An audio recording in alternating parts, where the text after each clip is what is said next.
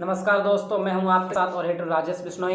इंसानियत के समाज का तजुर्बेदार और प्रतिष्ठित बुजुर्ग वर्ग, प्यार, ममता और प्रेम की मूरत प्रत्येक नारी, संपूर्ण उत्साह उल्लास से भरा युवा और प्रत्येक मतदाता मेरा अभिनंदन स्वीकार करें। जिस तरह से ताल ठोक के रणभेरी बजाई हैं, मैं उस महाभारत का कोई श्री कृष्ण पार्थ तो नहीं हूँ, लेकिन गीता उपदेश का एक अंश जरूर हूँ। आज से हजारों साल पहले एक महाभारत हुई जिसमें न्याय एक राजा को चाहिए था और अब न्याय प्रजा को चाहिए। समय कम है और मुद्दा बड़ा गंभीर स्थिति में है। मुद्दे पर पहुंचने से पहले हम लोग एक भूमिका बनाते हैं। बात 2002 की है, जब एक बच्चा 4th क्लास में पढ़ता था। उनके गांव में एक नेता आए। उन्होंने अपने भाषण में कुछ ऐसी ऐसी चीजें बताई जो गांव में थी नहीं। वो लड़का खड़ा होकर कहता है कि आप जो बता रहे हो ऐसा हमारे गांव में कुछ नहीं है। उस सभा में उसके पिताजी भी बैठे थे। खड़े होके आए, उस लड़के के कान के नीचे 2 लगा दी। का तो ज्यादा जानता है इनसे, बड़े लोगों के सामने बोलता है, वो इंसान जो बता रहा है वो सब सच है।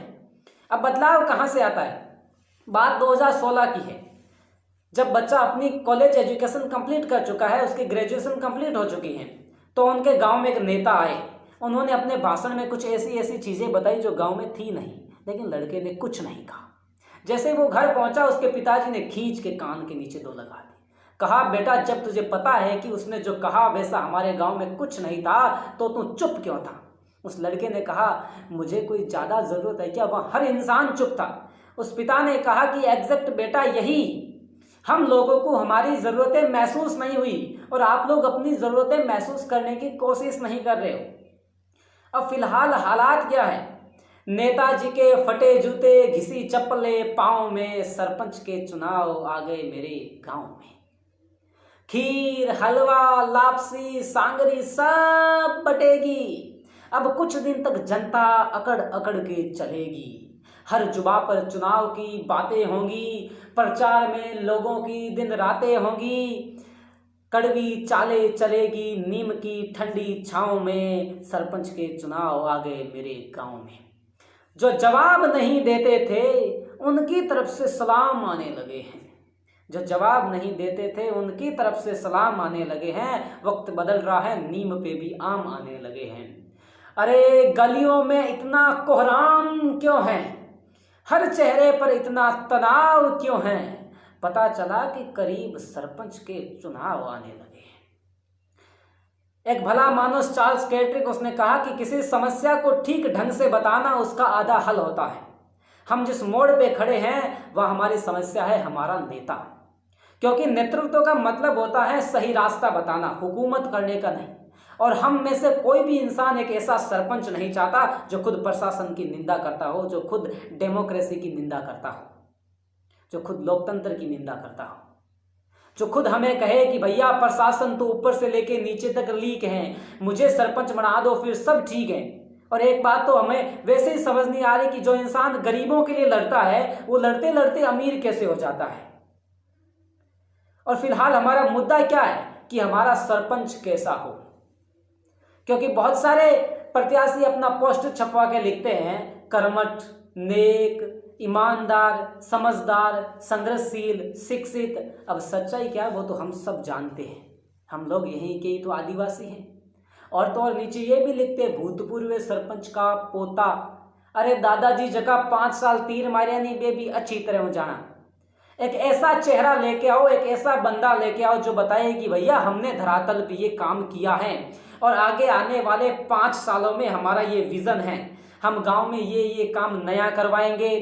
गांव में पानी की पूर्ण व्यवस्था होगी, हर गली का डामरीकरण होगा, हर घर शौचालय होगा, शिक्षा के क्षेत्र में हम ये काम करने वाले हैं। ऐसा एक प्लान दो और उस चीज की हमें गारंटी दो।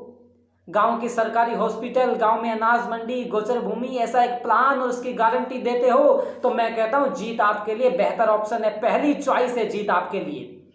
खुदा ने खास्ता किसी पॉलिटिकल कंट्रोवर्सी की वजह से आप हार भी गए तो ट्रस्ट मी, यकीन मानिए हमारे ऊपर किसी इंसान की जीत की खुशी से ज्यादा हम आपकी हार के चर्चे मशहूर कर देंगे। बस आप प्रूफ करके दिखाइए कि हाँ ये वजह है भैया हमें वोट देने की, और कुछ इस तरह से लड़ करके और हार करके दिखाए कि सामने वालों को अपनी जीत का भी पछतावा हो। लोग अक्सर कहते हैं कि पंचायती पंचा नहीं सौ बात है। हो सकता है भगवान की भी यही मर्जी हो कि भैया आप अपने पैरों पे खड़ा होने से अच्छा है अपने मुद्दों के बल पर सामने वाले की खटिया खड़ी कर दो। और अच्छी बात यह है कि बहुत सारे बुजुर्ग प्रत्याशी चाहे किसी भी आरक्षित सीट से हो, गांव के सामने भी खड़े होकर कहीं ना कहीं गांव के साथ में खड़े हैं।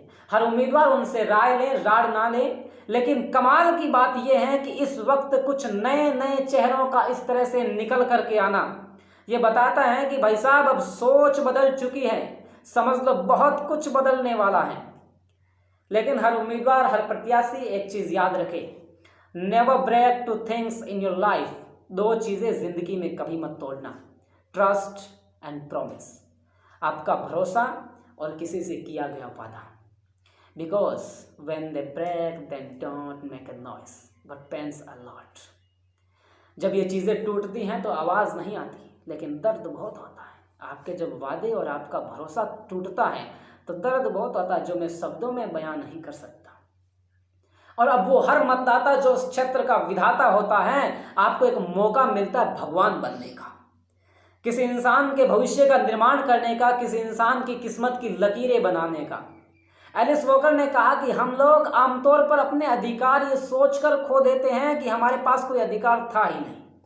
मैं बताऊं आपकी वोट की ताकत कितनी होती है।